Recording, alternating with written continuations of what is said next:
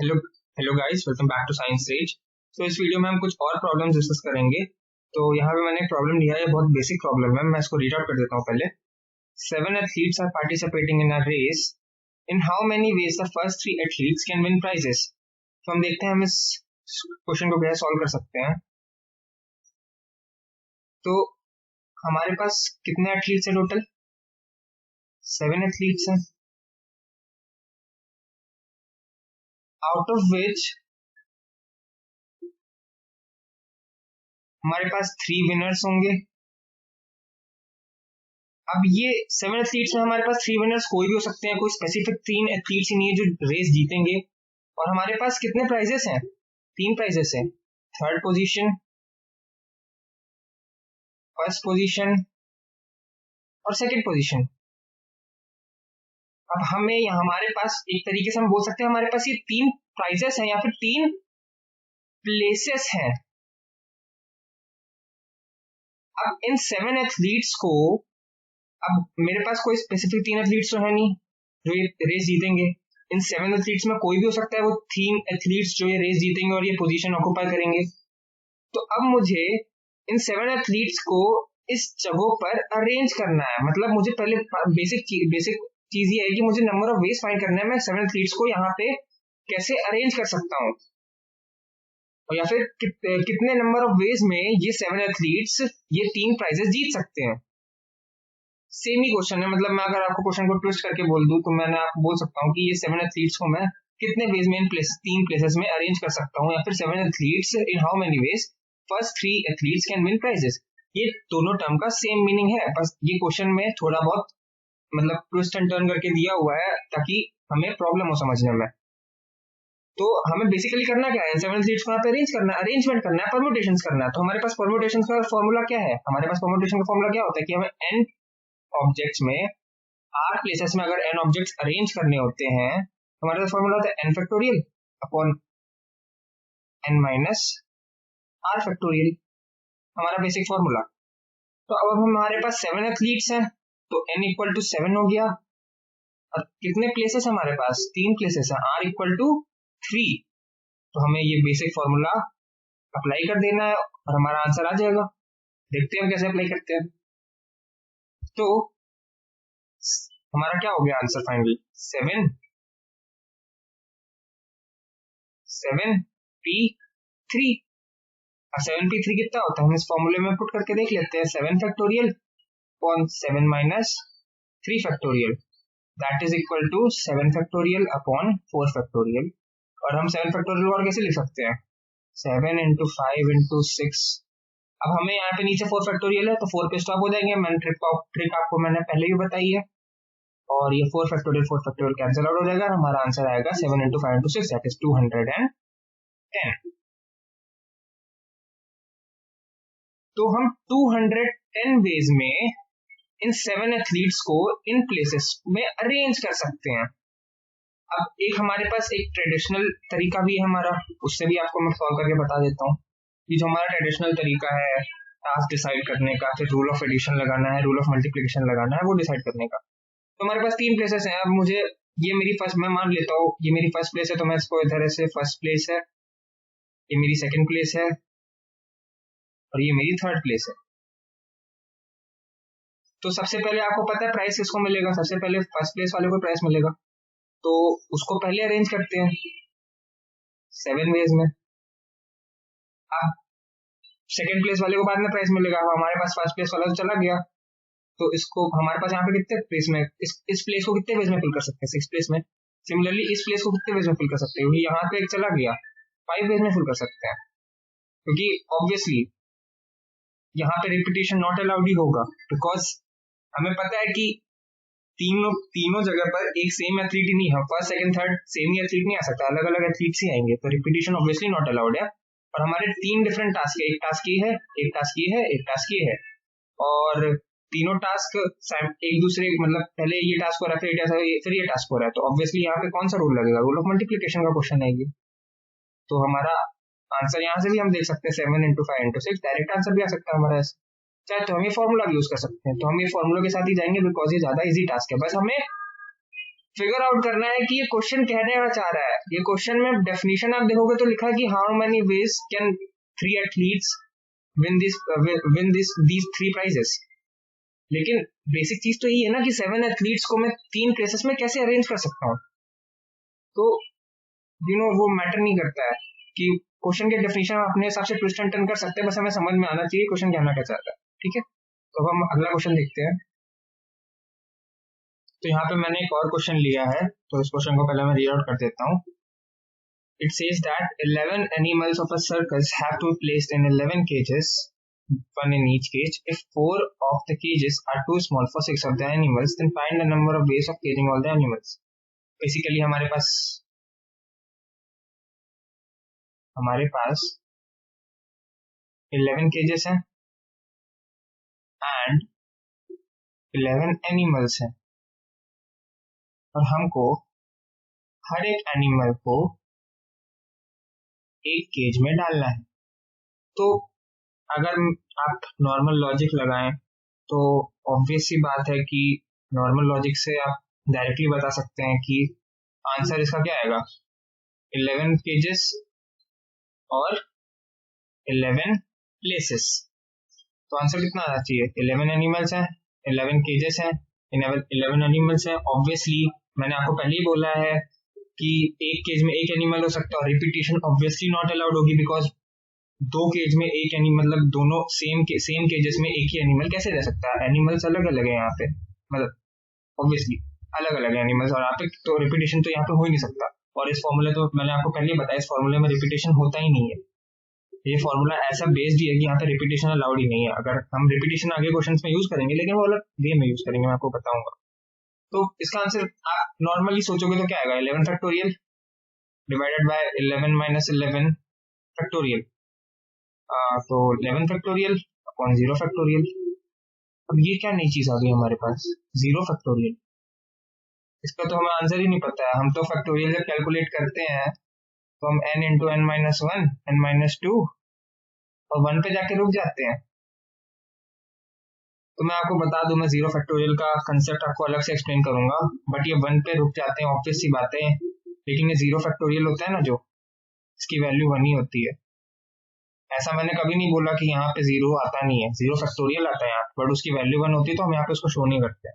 मैं आपको उसका अलग से वीडियो बना के बताऊंगा कि 0 फैक्टोरियल 1 क्या होता है। फिलहाल के लिए याद रखिए 0 फैक्टोरियल 1 होता है।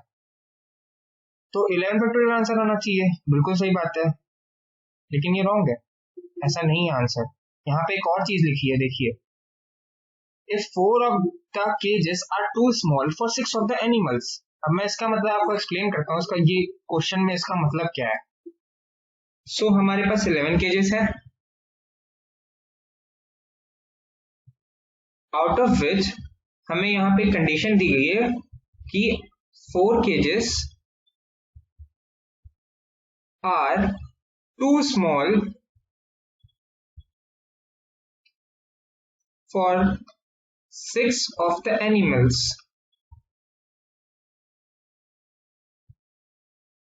out of 11, obviously out of 11 animals। तो हम अब इन 6 एनिमल्स को कितने केजेस में अरेंज कर सकते हैं, कितने केजेस में फिल कर सकते हैं। ऑब्वियस सी बात है, अगर हम बेसिक मैथ लगा सकते हैं कि अगर 4 केजेस स्मॉल है तो हमारे पास बचे कितने केजेस जिसमें हम 6 एनिमल्स को फिट कर सकते हैं। 11 माइनस 4, बेसिक मैथ्स, 7 केजेस। अब ये जो 6 एनिमल्स है जो इस केज में 4 केजेस में फिट नहीं हो रहे हैं, वो इन 7 केजेस में फिट हो सकते हैं। और मैं आपको एक स्पेसिफाई कर दूं एक बात कि जो 6 एनिमल्स है कोई रैंडम 6 एनिमल्स नहीं है, यहाँ पे कोई परम्यूटेशन अरेंजमेंट नहीं चल रहा है एनिमल्स के बीच में। मतलब यहाँ पे वो क्वेश्चन में स्पेसिफाइड नहीं है, पर ये कई स्पेसिफिक 6 एनिमल्स हैं जो इस 4 केजेस में फिट नहीं हो रहे हैं। यहाँ पे कोई ऐसा नहीं कि 11 एनिमल्स में कोई रैंडम 6 एनिमल्स हैं जो कि फिट नहीं हो रहे हैं। कोई स्पेसिफिक 6 एनिमल्स है, ऑब्वियसली वो स्पेसिफाई नहीं किया, बट हमें वो क्वेश्चन में अज्यूम करना है कि वो स्पेसिफिक 6 एनिमल्स हैं। तो ये बात बहुत इंपॉर्टेंट थी यहाँ पे, नहीं तो हम ये क्वेश्चन सॉल्वेबल ही नहीं होगा अगर हम उनको स्पेसिफिक 6 एनिमल्स मानेंगे नहीं। तो वो स्पेसिफिक 6 एनिमल्स अब इन 7 केजेस में अरेंज हो सकते हैं। तो अब हमें क्या करना है कि पहला हमारा ये टास्क है कि हमें इन 7 केजेस में इन 6 एनिमल्स को फिट करना है। तो सबसे पहली बात तो ये हो गई कि अगर हम लॉजिक के हिसाब से जाएं तो हमें करना क्या है, हमें 6 एनिमल्स को 7 केजेस में अरेंज करना है या फिल करना है। लेकिन आप एक बात जानते हैं, मैंने आपको पहले ही बोला है कि NPR में जो हमारा फॉर्मूला होता है जिसमें n ऑब्जेक्ट्स को हम r प्लेसेस में फिल करते हैं, सिमिलरली अगर हम यहाँ पे देखें तो हम 6 एनिमल्स को 7 केजेस में अरेंज कर रहे हैं, n ऑब्जेक्ट्स को r प्लेसेस में अरेंज करते हैं, वहां पे n is always greater than और इक्वल टू r होता है। तो यहाँ पे अगर हम इस लॉजिक और इस कंसेप्ट के बेसिस पे जाएं तो हम 6 एनिमल्स को 7 केजेस में अरेंज नहीं कर रहे हैं, हम 7 केजेस को 6 एनिमल्स में अरेंज कर रहे हैं, जो कि ऑब्वियसली मतलब एक इनकरेक्ट स्टेटमेंट है, एक इनकरेक्ट एनालॉजी है। बट अगर हम इसको दूसरे टर्म्स में देखें तो अगर हम इस कंसेप्ट के हिसाब से देखें तो हमने कोई लॉजिकली गलत स्टेटमेंट नहीं बोला है, क्योंकि बिकॉज हमें पता है कि अगर हम 6 एनिमल्स को 7 प्लेसेस में अरेंज करेंगे तो हमारे पास एक्सप्रेशन क्या बनेगा, 6p7। दैट इज रॉन्ग, यहाँ पे तो n is less than r, लेकिन 7p6 तो बन सकता है ना। हम इसको दूसरे तरीके से देख सकते हैं ना कि अगर हमने क्या किया कि हम एनिमल्स की जगह एनिमल्स को हमने ऐसे फिक्स कर दी, अब ये एनिमल्स को हम प्लेसेस की तरह ट्रीट कर रहे हैं और 7 केजेस को हर एक एनिमल्स पे 7 केजेस को 7 में से जो भी केजेस, यहाँ पे एक केज स्ट्राइक किया, यहाँ पे एक केज स्ट्राइक किया, यहाँ पे एक अलग केज स्ट्राइक किया, हम उसको ऐसे भी तो सोच सकते हैं, ऐसे भी इस क्वेश्चन को अप्रोच कर सकते हैं। तो हम यहाँ पे 7 केजेस को 6 एनिमल्स में अरेंज करेंगे। यहाँ पे केजेस हमारे ऑब्जेक्ट्स हैं और एनिमल्स हमारी प्लेसेस है। ऑब्वियसली वो एनिमल्स प्लेसेस नहीं हो सकती हैं, बट हम इस फॉर्मूले के कंसेप्ट्स के एनालॉजी के हिसाब से जा रहे हैं। तो मैं यहाँ पे 7 केजेस को अरेंज करना 6 एनिमल्स की जगह, मतलब एक और टर्म में मैं उसको यूज करूंगा, 7 केजेस को हम फिल कर रहे हैं, ट्राई कर रहे हैं अलग अलग 6 एनिमल्स पे। ट्राई करना ज्यादा एक अच्छा स्टेट, मतलब एक अच्छा वर्ड है इंस्टेड ऑफ अरेंजिंग इस पर्टिकुलर क्वेश्चन में। तो हम 7 केजेस को 6 एनिमल्स पे ट्राई कर रहे हैं, तो 7p6 आएगा हमारा। 7 अगर 7 ऑब्जेक्ट्स और 6 प्लेसेस है हमारे पास, 7p6 बेस में हम इस केजेस को यहाँ पे इन 6 एनिमल्स पे ट्राई कर सकते हैं। बट अभी हमारा क्वेश्चन खत्म नहीं हुआ है, अभी तो खाली 7 केजेस को हमने 6 एनिमल्स पे ट्राई किया है, अभी भी 5 एनिमल्स बचे हुए हैं और हमारे पास 4 केजेस भी बचे। इन 4 केजेस का क्या करेंगे, इन 4 केजेस में भी तो एनिमल्स को ट्राई करना है, एनिमल्स को अरेंज करना है। तो अब हम देखते हैं, पहले तो मैं आपको एक और कंसेप्ट बताता हूं। यहाँ पे मैंने अभी तक आपसे बोला था कि हम जब NPR यूज कर रहे हैं तो NPR यूज करने का हमारा बेसिक मोटो क्या था कि हमें वो rule of multiplication, rule of addition ना लगाना पड़े। बट वो NPR हम कब यूज करते हैं, जब हमारे पास बेसिक क्वेश्चन होता है। अगर यहाँ पे क्वेश्चन में रिस्ट्रिक्शन नहीं दी होती कि हमारे पास 11 एनिमल्स है, 11 प्लेसेस हैं, 11 केजेस हैं, तो हम डायरेक्टली लिख सकते हैं 11p11। लेकिन यहाँ पे रिस्ट्रिक्शन दे दी कि 4 केजेस में 6 एनिमल्स फिल ही नहीं हो सकते हैं, तो वो रिस्ट्रिक्शन की वजह से हमें यहाँ पे रूल ऑफ मल्टीप्लिकेशन फोर्सफुली लगाना पड़ेगा। लेकिन और हमें रूल ऑफ मल्टीप्लिकेशन लगाने के लिए सबसे पहले क्या करना होता है, हमें अपने टास्क को डिवाइड करना होता है। लेकिन टास्क डिवाइड करने में एक ट्रिक है, हमें अपने टास्क को ऐसे डिवाइड करना है कि सबसे कम पॉसिबल वेज हम सबसे मिनिमम टास्क भी हो हमारे पास, और किसी दोनों टास्क में या फिर एटलीस्ट एक टास्क में हम NPR यूज भी कर पाए। जैसे कि मेरा पहला टास्क यहाँ पे क्या था, टास्क ए। मैंने इस क्वेश्चन में अपने टास्क को 2 तरीके से डिवाइड किया। टास्क ए मेरा ये है कि मुझे 7 केजेस को ट्राई करना है 6 एनिमल्स पे, जो कि 4 प्लेसेस पे 4 केजेस में फिल नहीं हो सकते। ये मेरा पहला टास्क है और ऑब्वियसली मैं यहाँ पे डायरेक्टली फॉर्मूला लगा सकता हूँ ना यहाँ पे, और इसके नंबर ऑफ वेज कितने होंगे, 7p6 इस टास्क के। डायरेक्ट इस क्लास में तो कोई रिस्ट्रिक्शन नहीं है।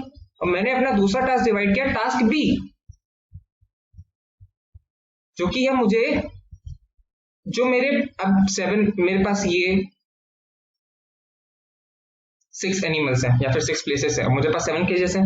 अब 7 में से खाली 6 केजेस ही तो यूज होंगे इस प्लेसेस को फिल करने के लिए। अभी मेरे पास मेरे पास एक पहला टास्क है, मेरा task A,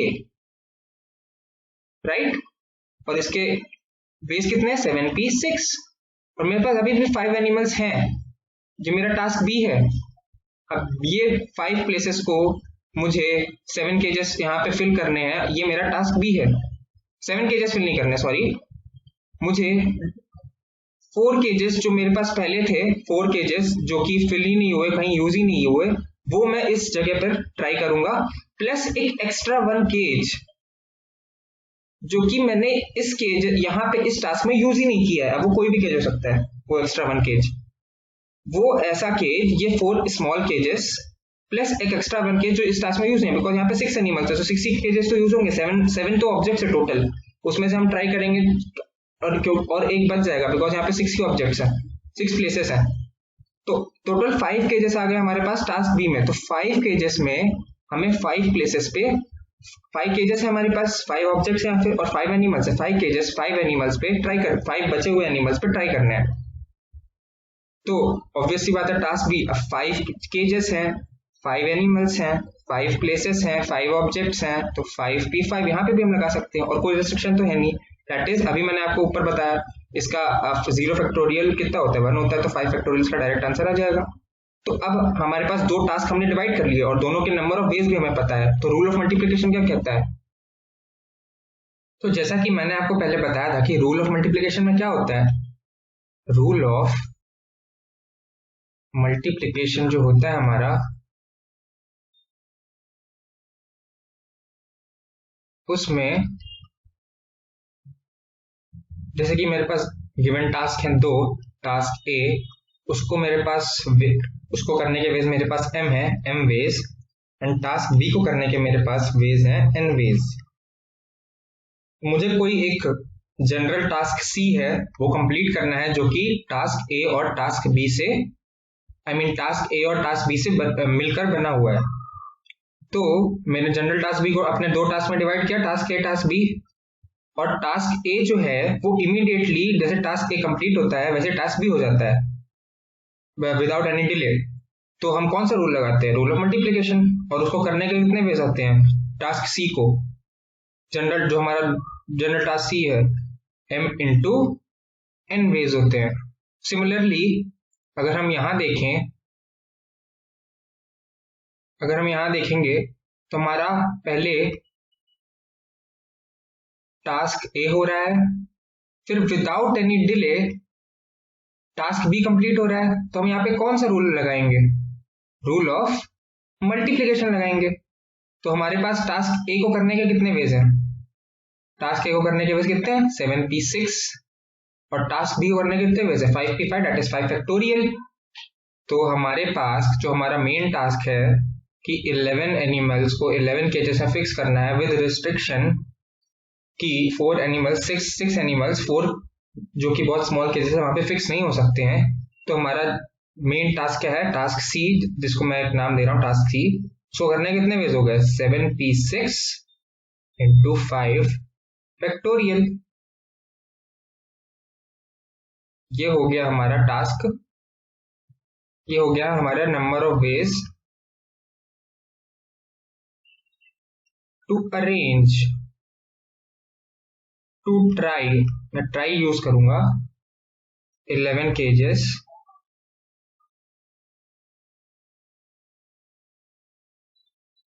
eight 11 animals with restriction, जो भी हमें रिस्ट्रिक्शन गिवन है। तो ये हमारा फाइनल आंसर होगा। अगर आपको इस क्वेश्चन में कोई भी डाउट हो तो आप मुझे कमेंट सेक्शन में पूछ सकते हैं। और चलिए हम एक दूसरा और बहुत इंपॉर्टेंट क्वेश्चन देखते हैं। तो यहाँ पे मैंने एक और क्वेश्चन लिया है, तो आइए देखते हैं कि हम, और ये बहुत इंपॉर्टेंट क्वेश्चन है, बहुत ज्यादा एक कॉम्प्लेक्स क्वेश्चन भी है, तो देखते हैं हम इसको कैसे सॉल्व कर सकते हैं। तो पहले मैं इसको रीड आउट कर देता हूँ आपके लिए। क्वेश्चन कहना चाहता है कि how many different number of 4 digits can be formed from the digit 0 1 2 3 up to 9 if repetition is not allowed. तो हमारे पास 4 डिजिट्स हैं, हमें बेसिकली 4 डिजिट्स नंबर फॉर्म करना है, तो हमारे पास 4 डिजिट हैं, 4 प्लेसेस हैं, और 0 to 9 हमारे पास डिजिट्स हैं जो हमें यहाँ पे, जिनसे हमें ये नंबर फॉर्म करना है, या फिर हमारे पास टोटल 0 to 9 कितनी डिजिट्स होती हैं? टोटल 10 डिजिट्स हैं। तो 10 डिजिट्स हैं या 10 ऑब्जेक्ट्स हैं और 4 प्लेसेस हैं, और 10 ऑब्जेक्ट्स हमें या 10 डिजिट हमें 4 प्लेसेस पे फिल करनी है या फिर अरेंज करनी है, परम्यूटेट करनी है। तो हम जानते हैं कि हमारा नॉर्मल फॉर्मूला क्या होता है परम्यूटेशन का? NPR। इसमें n ऑब्जेक्ट्स होते हैं, r प्लेसेस होती हैं। तो 10 ऑब्जेक्ट्स हैं, 10 डिजिट्स हैं और 4 प्लेसेस हैं, 10p4। This is our answer. But ये गलत है, रॉन्ग है, ये ऐसा नहीं है। क्यों नहीं है? होना तो चाहिए वैसे। रिपीटेशन, मैंने आपको पहले बोला एनपीआर में रिपीटेशन अलाउड हो ही नहीं सकती। ये फॉर्मूला बना ही ऐसा है कि रिपीटेशन इसमें हो ही नहीं सकती। तो यहाँ पे लिखा भी है रिपीटेशन इज नॉट अलाउड, तो 10p4 राइट होना चाहिए, पर ये गलत है। उसका एक रीजन है, आपको एक रीजन बताता हूँ उसका। 10p4 में अगर मैं इसको रूल ऑफ मल्टीप्लीकेशन से करूंगा तो मैं कैसे करूंगा? देखिए, मैं ऑब्वियसली यहाँ पे रूल ऑफ मल्टीप्लीकेशन में हम कभी यूज नहीं करते, लेकिन अगर मैं उसको रूल ऑफ मल्टीप्लीकेशन से करूंगा तो 4 टास्क में डिवाइड करूंगा। ये मेरा इस प्लेस को फिल करना पहला टास्क ए, इस प्लेस को फिल करना मेरा दूसरा टास्क बी, इस प्लेस को फिल करना तीसरा टास्क सी, और ये फोर्थ टास्क डी। तो ये प्लेस को फिल करने के लिए अगर मैं 10p4 यूज कर रहा हूँ तो 10p4 पहले वैल्यू कितनी होती है इसकी? 10 इंटू 9 इंटू 8 इंटू 7, राइट। और 10p अगर कैलकुलेट करना चाहो आप, मैं होप करता हूँ कि 10p4 आप कैलकुलेट कर लोगे और ये एक्सप्रेशन फाइंड कर लोगे। फॉर्मूला आपके पास है ही एनपीआर का। तो ये अगर मैं बेसिक उसे करना चाहूँ तो मुझे मेरी पहली प्लेस फिल करने के कितने वेज हो सकते हैं? 10 वेज।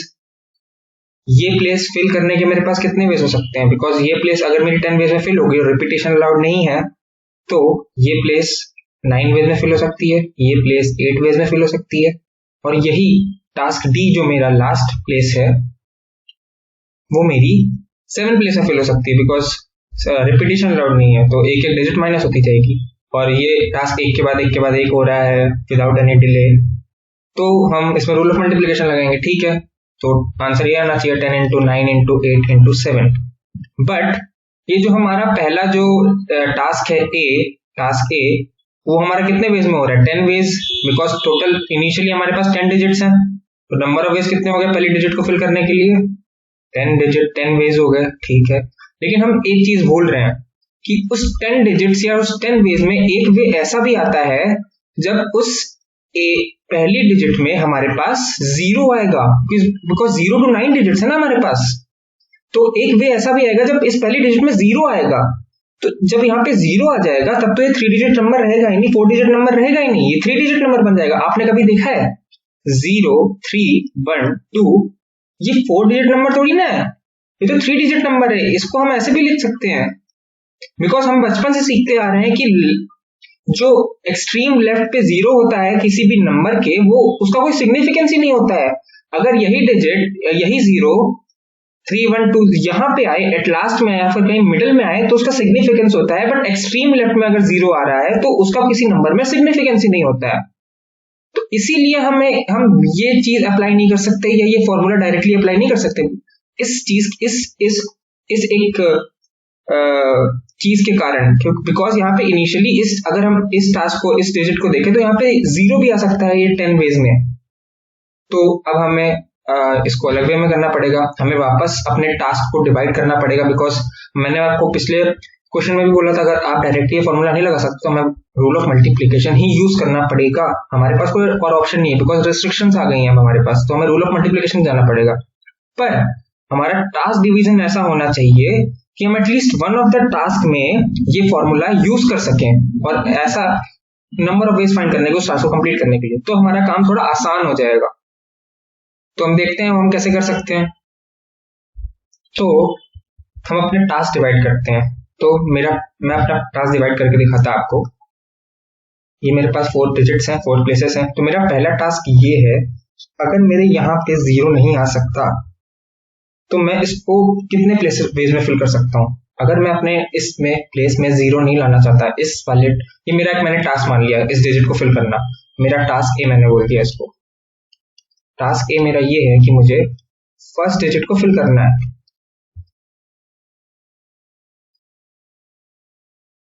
ओके, फर्स्ट डिजिट को फिल करने के नंबर ऑफ वेज फाइंड करने हैं मुझे। पहला टास्क मेरा ये है, पहला टास्क है मुझे। तो अगर मैं 0 नहीं फिल कर सकता तो मेरे पास टोटल डिजिट कितनी है, 0 to 9।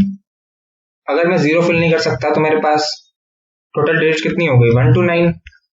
तो 1 to 9 में कितनी डिजिट्स होती हैं, टोटल 9 डिजिट्स होती है, राइट। और 9 डिजिट्स मतलब इस प्लेस को कितने वेज में हम फिल कर सकते हैं, फिर अगर 9 डिजिट्स 9 वेज में फिल कर सकते हैं। बढ़िया। तो हमारा टास्क है कितने वेज में कर सकते हैं हम, 9 वेज में कर सकते हैं।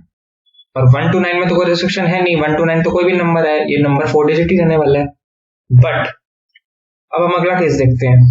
अब second digit, third digit, fourth digit को फिल करना है। अब यहाँ पे 0 आ सकता है, यहाँ पे कुछ भी आ सकता है, यहाँ पे 0 भी आ सकता है, यहाँ पे 1 भी आ सकता है, यहाँ पे कुछ भी, 0 से 9 कुछ भी आ सकता है। लेकिन एक कंडीशन है, इन तीनों प्लेसेस पे रिपीटिशन नॉट अलाउड है। मतलब हम जो नंबर यहाँ पे यूज कर चुके हैं हम वो नंबर यहाँ पे यूज नहीं कर सकते।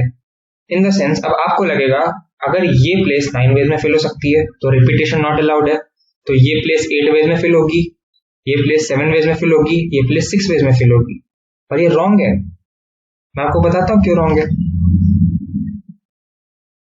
मैंने यहाँ पे बोला कि अगर ये 9 वेज में फिल हो सकती हैं, इसका मतलब मैंने खाली यहाँ पे 0 एक्सक्लूड कर दिया है, राइट। बट वो सेम, तो मतलब 1 to 9 वेज में, 1 to 9 डिजिट्स में मैंने यहाँ पे यूज करी। ऑब्वियस सी बात है, अब मैं 1 to 9 डिजिट्स को आगे यूज नहीं कर सकता, तो मैं इस डिजिट को खाली 8 वेज में फिल कर सकता हूँ, राइट। 8 वेज में, तो ठीक है 8 वेज में फिल कर सकता हूँ मैं। लेकिन मैंने यहाँ पे 0 का यूज ही नहीं किया, लेकिन मैं 0 इन तीनों डिजिट्स में कहीं भी यूज कर सकता हूँ ना, राइट। इन तीनों डिजिट में 0 कहीं भी यूज कर सकता हूँ, मुझे कोई दिक्कत नहीं है। तो मेरे पास एक और वे आ गया एक्सटर्नली 0 डिजिट को फिल करने का, एक एक्स्ट्रा वे। तो मेरे पास टोटल वो जो 0 डिजिट को फिल करने का वे है वो एक एक्स्ट्रा वे आ गया। तो टोटल मेरे पास 9 वेज आ गए हैं इस डिजिट को फिल करने के। बिकॉज 1 to 9 में से एक डिजिट तो रिड्यूस होगी, एक डिजिट हम यहाँ पे यूज नहीं कर सकते, वो 8 वेज, और 0 डिजिट को फिल करने का एक्स्ट्रा वे, बिकॉज यहाँ पे 0 आ सकता है, तो वो 9 वेज में फिल कर सकता हूँ मैं इस डिजिट को। तो मेरे पास 4 डिजिट्स हैं, इस प्लेस को 9 वे में, इस प्लेस को 9 वे में। अब मेरा पहला टास्क क्या था, टास्क ए। मेरा दूसरा टास्क जो है, अब आप रूल ऑफ मल्टीप्लिकेशन से इसको चाहे तो ऐसे भी कर सकते हैं, मैं आपको 2 तरीके से करके दिखाता हूँ। आप इसको रूल ऑफ मल्टीप्लिकेशन लगाएंगे, ये पहला टास्क मेरा, ये दूसरा टास्क, फिर उसके बाद मेरा ये task. Obviously repetition not allowed है, तो अब मुझे यहाँ पे, अब ये मेरा 9 है तो ये ऑब्वियसली मेरा 80 होगा, बिकॉज मैंने 0 का केस यहाँ पे इंक्लूड कर लिया ऑलरेडी। तो मुझे यहाँ पे 0 का केस वापस इंक्लूड करने की जरूरत नहीं, यहाँ पे वापस 9 नहीं बोल सकता, और रिपीटेशन भी नहीं चाहिए तो -1 तो करना ही पड़ेगा। सिमिलरली रिपीटेशन नहीं चाहिए तो 7। तो आंसर मेरा आना चाहिए 9 into 9 into 8 into 7। या फिर एक और तरीका, हम क्या करते हैं, ये मेरा पहला टास्क ए, पहली प्लेस को फिल करने का, और मेरा ये इन तीनों प्लेसेस को फिल करने का दूसरा टास्क बी। इन तीनों प्लेस को मैं कितने वेज में फिल कर सकता हूं, तो उसके लिए मुझे इन तीनों प्लेसेस में कितने ऑब्जेक्ट्स हैं इन तीनों प्लेसेस के लिए टोटल, वो मुझे डिटरमाइन करने हैं। मैंने डिटरमाइन कर लिया कि मेरे पास 9 वेज, 9 ऑब्जेक्ट्स हैं, मेरे पास 9 डिजिट्स लेफ्ट है, बिकॉज 1 to 9 में से एक डिजिट एक्सक्लूड करके, 0 डिजिट को इंक्लूड करके मेरे पास टोटल 9 डिजिट्स हैं अब इन प्लेसेस को। तो अलग पूरा टास्क हो गया, ये एक अलग पूरा टास्क हो गया, टास्क बी, कि 9 डिजिट्स या 9 ऑब्जेक्ट्स और 3 प्लेसेस। तो इसमें एनपीआर लगा सकते हैं डायरेक्टली, कोई रिस्ट्रिक्शन नहीं है, रिपीटेशन भी नहीं चाहिए हमें, तो डायरेक्टली एनपीआर लगा सकते हैं। और हम बोल सकते हैं कि अगर हमारा टास्क ए 9 वेज में फिल हो सकता है, तो टास्क बी जो कि हमारा 9 डिजिट्स टोटल, जो कि हमने मैन्युअली डिटरमाइन किया, और 3 प्लेसेस, 9 भी 3 वेज में हो सकता है। और सिमिलरली पहले हमारा ये टास्क होगा, फिर विदाउट एनी डिले इमीडिएटली उसके बाद ये टास्क हो जाएगा। तो हम कौन सा रूल लगाएंगे, रूल ऑफ मल्टीप्लिकेशन। तो हमारा जो टोटल जनरल टास्क सी है 4 डिजिट नंबर फॉर्म करने का विदाउट एनी रिपीटेशन, उसका फाइनल आंसर क्या आएगा, 9 into 9 p 3 वेज। ये हमारा final answer, 9 into 9 p 3 ways में हम 4 डिजिट नंबर फॉर्म कर सकते हैं using digits 0 to 9 without any repetition. So that's it for today. If you like my video and if you're new to my channel, please subscribe to my channel, and do not forget to like, share and comment on my video if you like my work. And thank you.